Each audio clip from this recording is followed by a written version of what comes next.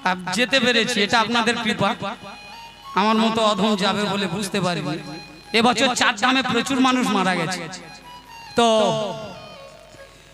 4 ধামে যাওয়াটা খুব সোজা বস্তু, কিন্তু ফেরাটা বড় কঠিন। কারণ মনে জোর না থাকলে ওখানে পৌঁছানো যাবে না। তো সে যাই হোক, সমস্ত তীর্থের মধ্য দিয়ে যেটুকু বুঝতে পারলাম, বৃন্দাবন প্রেমের খনি। ওখানে আপনি যতক্ষণ থাকবেন আপনার মনের মধ্যে যত অহংকার আছে একেবারে দূরে সরে যায়। ওই যে জয় রাধে জয় রাধে জয় রাধে কথা বলতে গেলে কথা বেড়ে যায়। কারণ প্রতিটা কথা বলে গেলাম, উত্তর দিয়ে গেলাম না, তাহলে আপনাদের কাছে সেটা অপূর্ণ, একদম ছোট। এই যে রাধে রাধে আমরা কীর্তনিয়ারা বলি, রাধে শব্দের অর্থ কি? বলে আর রাধ হয়েছি রাধা। তা আরাধনার বস্তু রাধা, এটা আমরা জানি। সে আরাধনাটা কি, তার উদ্ভব কোথা থেকে? বলে কৃষ্ণের বাম অঙ্গ থেকে। আরে ও তো ভাগবত বলছে। কিন্তু রাধা দুটো বস্তু, এই দুটো বস্তু কিন্তু সারা বিশ্ব ধরে রেখেছে, রা আর ধা। বাবার ছেলে পুলে হয় না 65 বছর বয়স, হঠাৎ মাত্র একদিন ভগবানের কাছে বলছে, ঠাকুর এ জীবন রেখে আর লাভ নেই, আজ বাদে কাল মরে যাবো, তাই একটা ছেলে অন্তত দিতে পারলেনি। যে জাতাম্মাং প্রবর্তন্তে তাং তাদেইব ভাজ মহম মম বর্তানুবর্তন্তে মনুষ্য পার্থ স্বরূপ। ঠিক আছে বাবা, তোর একটা যদি দিলে হয় দেওয়া হবে। বুড়ো বয়সে একটা ছেলে দিল, ছেলেটা যেই বড় হয়েছে, মাগো সে তার কাজ কি জানো? সাধুগুরু বৈষ্ণব দেখলেই টেনে টেনে মারধর আরম্ভ করে। যেখানে সাধুগুরু দেখে সেখানে ছুটে গিয়ে কিল চড় ঘুষি চাল। বুড়ো বাবু বলে, সর্বনাশ, এ কি সন্তান হলো? হে ঠাকুর, আমি কেন না হয়ে ভালো ছিল? হ্যাঁ, এর জন্য তো আমি আর মুখ দেখাতে পারছি না। হ্যাঁ বাবা, যাত্রার গায়ে তো হাত দিচ্ছে না, সাধুগুরু বৈষ্ণবের গায়ে হাত তুলছে। ব্রাহ্মণ অতিষ্ঠ হয়ে গেল। হঠাৎ একটা সন্ন্যাসী বাবা রাস্তা দিয়ে আসছে। যখনই দেখেছে সন্ন্যাসী আসছে, এ ছুটে যাচ্ছে, আর সন্ন্যাসী একেবারে সোজাসুজি ওর দিকে এগিয়ে আসছে। ভালো করে লক্ষ্য করবেন, যেই না সামনাসামনি এসেছে, সন্ন্যাসীকে গায়ে হাত তোলার আগে টুপ করে হাতটা ধরে ফেলেছে। কোনো কথা বলল না, ছেলেটাকে নিয়ে ঘরের মধ্যে ঢুকে গেল, দরজা দিয়ে দিল। ছেলের বাবা মনে মনে ভাবে, সবার পেটে আজকের এরও পেটন পড়বে। কিন্তু যতই হোক, ছেলে দরজার ধারে গিয়ে ধাক্কাচ্ছে আর বলছে, ও সন্ন্যাসী বাবা, ও সন্ন্যাসী বাবা, আমার ছেলে কি অন্যায় করেছে, তুমি আমায় সাজা দাও, ওকে আর মারধর করো না, ওকে আর মারধর করো না, তুমি দরজাটা খোলো, দরজাটা খোলো।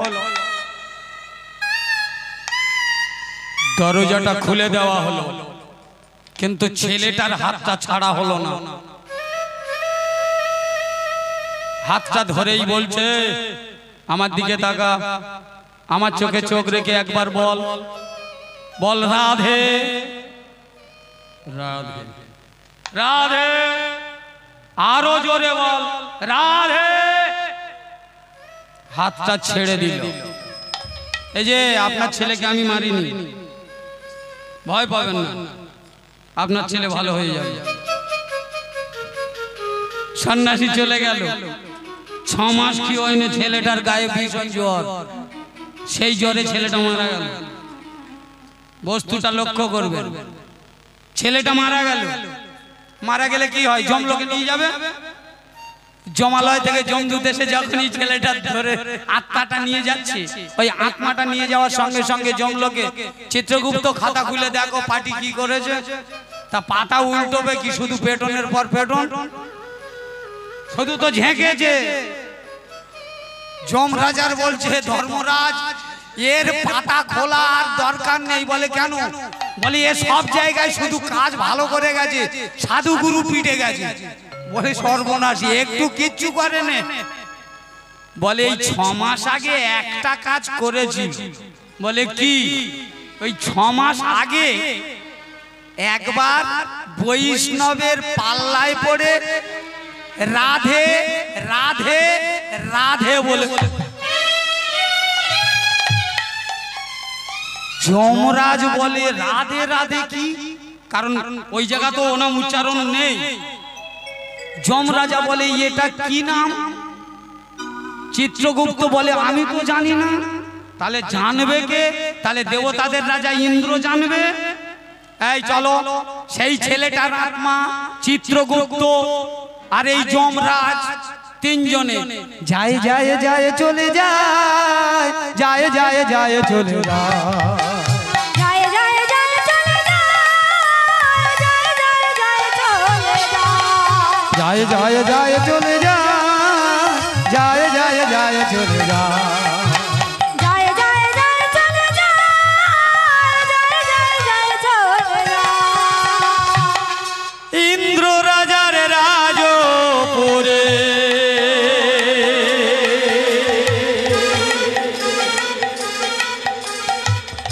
সেখানে দাঁড়া আর ইন্দ্র রাজার রাজপুরে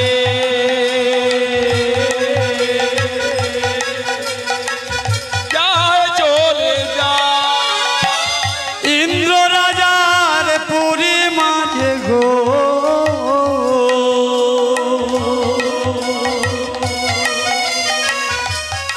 গিয়ে যে দাঁড়া ইন্দ্রপুরের মাঝারে কে চলে যায়, যায় যায় যায় চলে যায়, যায় যায় যায় চলে যায়, যায় যায় যায় চলে যায়, যায় যায় যায় চলে যায়। চলে যায়।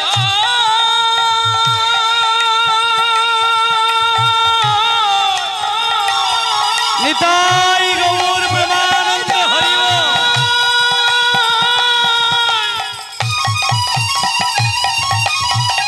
চলে যায়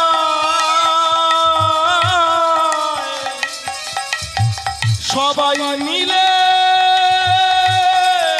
চলে যায়, যায় যায় যায় চলে যায়, যায় যায় যায় চলে যায়, যায় যায় যায় চলে যায়, যায় যায়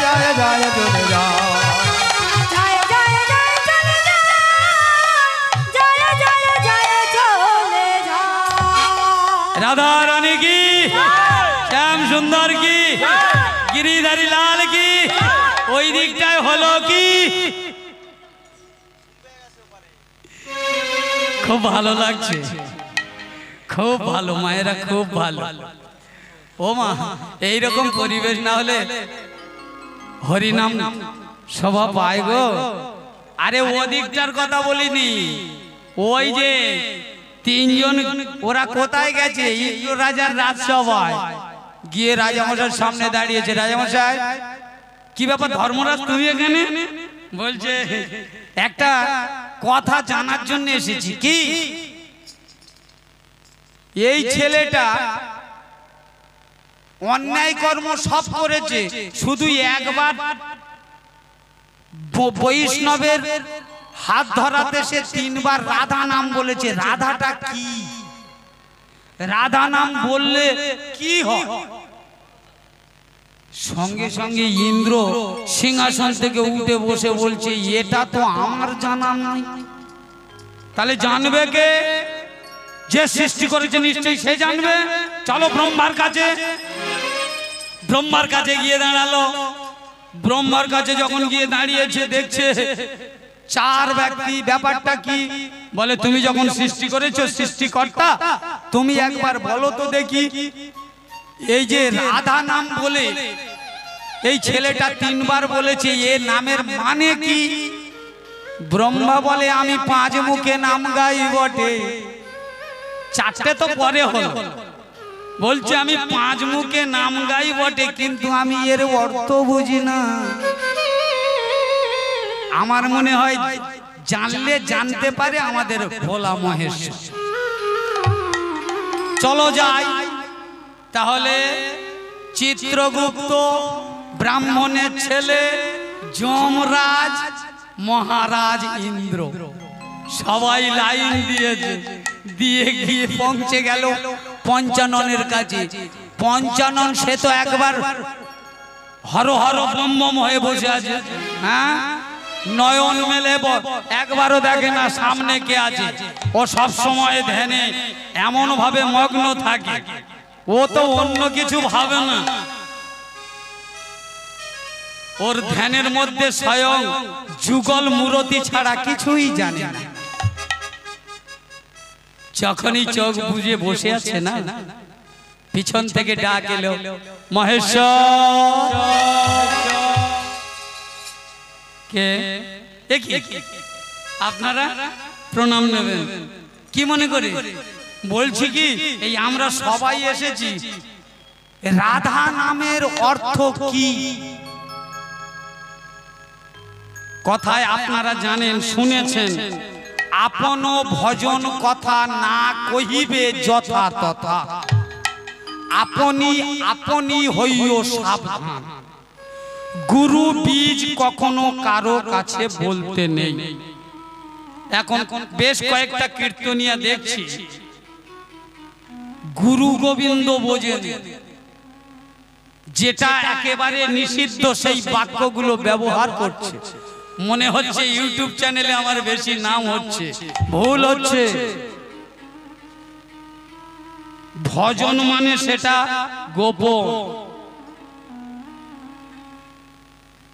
দেখবেন কীর্তনিয়ারা খালি গায়ে কীর্তন গায়, অথচ কীর্তনিয়ারাই বলে বক্ষ মাঝে জগন্নাথ করেন বসতি। তা আমার বডিতে ভগবান দেখাবার জন্য এসেছি। গোবিন্দ যদি আমার হৃদয়ে, কারণ আপনারা প্রত্যেকে জানেন, প্রত্যেকে তো আপনারা বোঝেন, ভগবান আমাদের এই হৃদয় স্কন্দরে স্ফুরত বসতি নন্দের নন্দন। তাহলে হৃদয় স্কন্দরে স্ফুরিত যে কথা বলাচ্ছে, তাকে যদি আমি সবাইকে দেখাই, তাহলে আমাকে দেখাবার সময় কোথায়? এই জন্য বৈষ্ণবরা সবসময় দেখবেন বক্ষটা ঢাকা রাখে। এটা গোপন কথা, তাও একটু বলে গেলাম। ভগবানকে সবসময় গোপনে রাখতে হয়, কারণ ভগবান দেহের মধ্যে সর্বত্র আছে। সে কিন্তু পদ্মের উপরে বসে আছে। সহস্রার পদ্ম হয় সহস্রেক দল, মধ্যে আত্মা রামেশ্বর গোলকমণ্ডল, নাসামূলে দ্বিদল পদ্ম রূপখঞ্জ নাকি, কণ্ঠজুড়ি 16 দল পদ্ম দিল রাখি, হৃদ পদ্মে বিরাজিত দ্বাদশ পদ্ম দলে, কুলকুণ্ডলিনী 10 দল নাভিমূলে। ইহার মধ্যে নারী আছে রে ভাই 3.5 কোটি, 72,000 নারী তাতে আছে 8টি। বাম ভাগে ইরা, দক্ষিণে পিঙ্গলা, এ দুয়ে সুষমনা নারী চক্রবেদী রইলা। ছেলে গেলা ভজন কখনো কারো কাছে প্রকাশ করতে। আজকে ঘটনাটা কি? শিব বললে বলতে পারে, শিব বললে বলতে পারে। বলছে আমি তো এ নামের ফল জানি না। তাহলে জানবে কি? মনে মনে ভাবছে যেখানকার বস্তু সেখানে পৌঁছায়। চলো এবার বিষ্ণু ভগবানের কাছে যাই। এ অনেকটা ব্যাপার বাবা, ছোটর উপরে। তো বিষ্ণু ভগবানের কাছে গেছে। ভগবানের কাছে যাওয়ার সঙ্গে সঙ্গে ভগবান জিজ্ঞাসা করছে ব্যাপারটা কি? তখন যমরাজ বলছে রাধা নামের ফল কি, রাধা নাম কেন করব? বলে কথাটা জানলে কোত্থেকে? বলে এই ছেলেটার জন্য। ছেলেটা কি করেছে? যত গুরু বৈষ্ণবদের অপমান করেছে, মেরেছে, ধরেছে, বৈষ্ণবের হাতে পড়ে 3 বার রাধা নাম বলেছে। বলে ছেড়ে দে, ওকে ছেড়ে দে। বলে কেন? এ তো মহাপাপী। বলে ও 3 বার বলেছে, আর তোরা কজনে এসেছিস? তোরা যতবার ওর নামে সমালোচনা করেছিস, ওর তত ওদিক থেকে মাইনাস হয়েছে।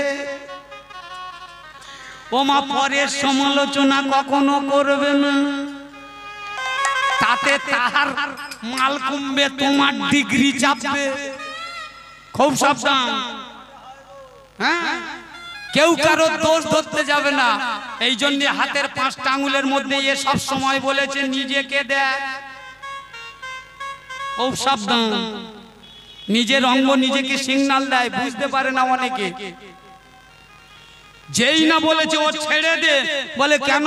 বলে তোদের সমালোচনায় ওর সমস্ত পাপ ধুয়ে গিয়ে রাধা নামে ফল ফলেছে। নিতাই গৌর প্রেমানন্দ হরি হরি।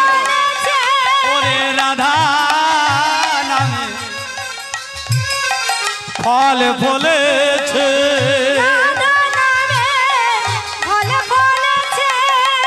রাধা রানীর কৃপা পেয়েছে,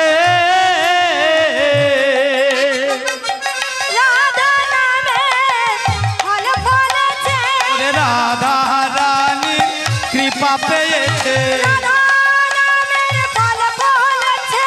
একবারে বলে ফল পেয়েছে,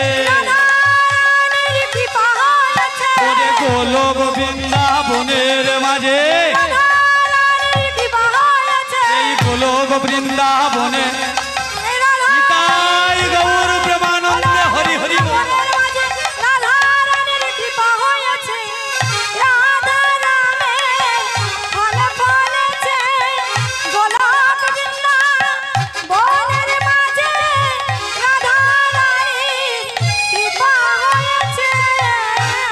রাধে রাধে।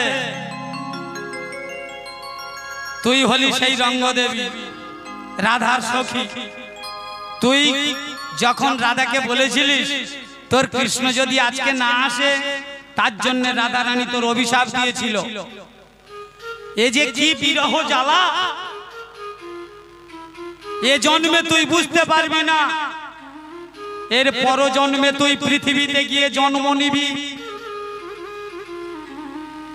আর আমার কৃষ্ণ ভগবান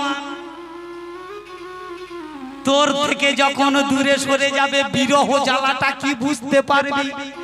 দেখেছেন, সেই কর্মফল এখন ভোগ করতে হবে। সংসার কর, তবে আমায় ভুলিসনি। গৌরের কথা মতো গ্রামের মানুষজন মিলে সেই অগ্রদ্বীপে তাকে বিয়ে দেয়া হলো, একটা ছেলে হলো, সুখের সংসার। কিন্তু গোবিন্দ ঘোষ একটা নিয়ম ভালো রেখেছে, আস্তে বাবা, প্রতিদিন কিন্তু ভিক্ষা করতে ছাড়ে না। কারণ সন্ন্যাসী একবার ভুল হয়ে গেছে, দ্বিতীয়বার আর ভুল নয়। যতটুকু ভিক্ষা পায় ততটুকু নিয়ে 3 জনের কেটে যায়।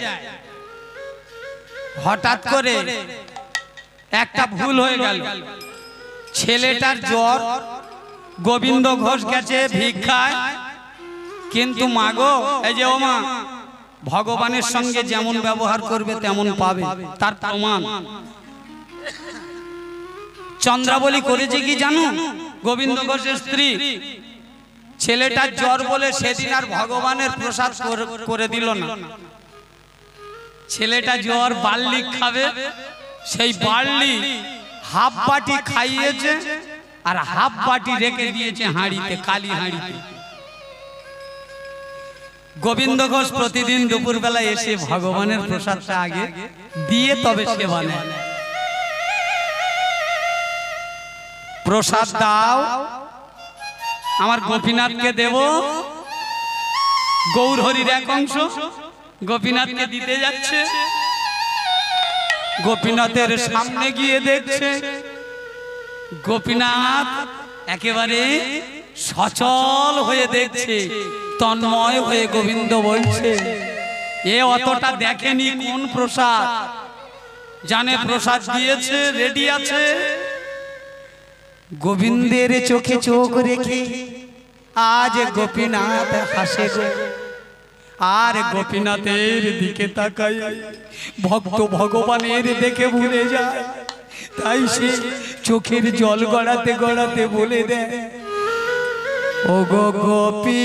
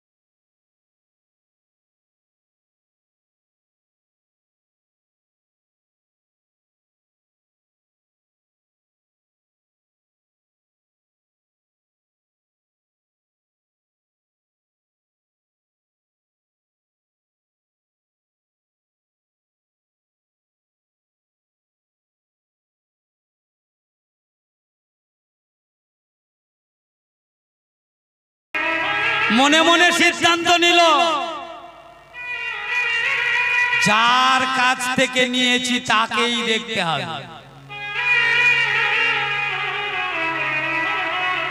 কারণ ওই আমার ভিতরে গোপী, বাহিরে বাহিরে গোপী।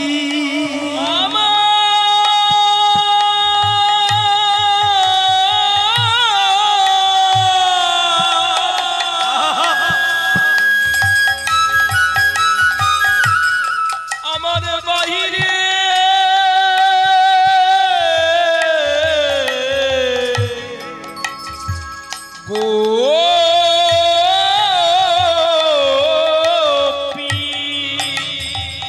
ভক্তমণ্ডলী, ভক্তিমতী মা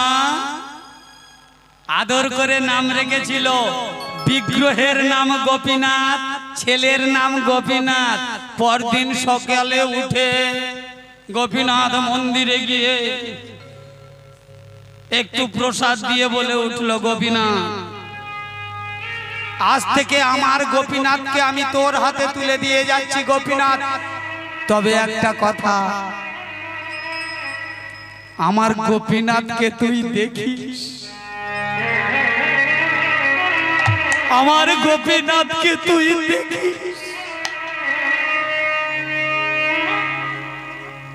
ভিক্ষা করতে বেরিয়ে গেল গোবিন্দ ঘোষ। যখনই বেরিয়ে গেল না, এই যে আস্তে আস্তে মায়েরা, দল চলে আসবে এক্ষুনি, টাইম হয়ে গেছে। যখনই চলে যাচ্ছে না ভিক্ষা করতে, হঠাৎ পদকর্তা এক পাশে দাঁড়িয়ে বললেন, গোবিন্দ রে, তুই কি জানিস না যে করে আমার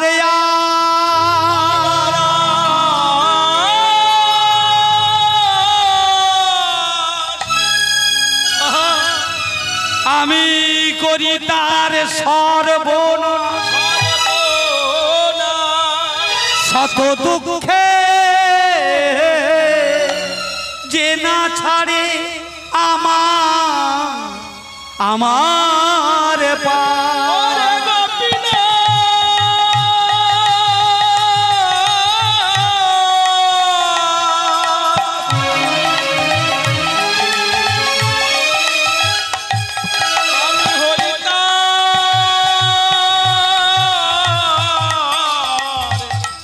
আমি হয়ে থাকি দাসের দাস। ভক্তমণ্ডলী, ভক্তিমতী মায়েরা, যে করে আমার আশ আমি করি তার সর্বনাশ। ছেলেটাকেও মেরে দিল সাপের কামড় দিয়ে। তারপর পাটাতনের নিচে ক্রোধ ভরে গোবিন্দ শয়নে আছে। হঠাৎ গৌরাঙ্গ মহাপ্রভু সেই গোপীনাথ রূপে এসে দাঁড়িয়ে বললেন, কিরে গোবিন্দ, তুই আমায় সেবা দিবি না? না না, আমি তোমায় সেবা দেব না। তুমি আমার স্ত্রীকে মেরেছো, তুমি আমার পুত্রকে মেরেছো। ওরে, সবাই গেলেও আমি তো আছি। আজ থেকে আমি তোর পুত্র রূপে তোর পাশে থাকবো, তুই শুধু আমায় খেতে দে। কথা দিল, ভিক্ষা করে এনে খেতে দিল। কিছুদিন পরে গোবিন্দ মারা গেল। ভগবান নিজে হাতে পশারীদের কাছ থেকে ভিক্ষা গ্রহণ করে সেই ভিক্ষা নিয়ে সেই গোবিন্দ ঘোষের শ্রাদ্ধ কর্ম অনুষ্ঠান সকল কিছু পূর্ণ করলেন। আজকে ভক্তমণ্ডলী, ভক্তিমতী মায়েরা, আপনাদের কাছে আমি বিদায় নিচ্ছি। আমি সন্তান, যদি কোনো ভুল বা ত্রুটি করে থাকি সন্তান জ্ঞানে ক্ষমা করে দেবেন। লীলাটি আমি এইখানে রাখলাম। নিতাই গৌর প্রেমানন্দে হরি হরি বল।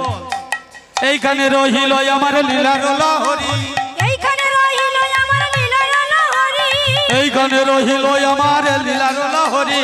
আর এইখানে রহিল আমার লীলার লহরি। এবারে চাঁদ বদনে সবাই মিলে বলুন হরি হরি এবারে হরি নিতাই গৌর প্রেমানন্দে হরি হরি বল।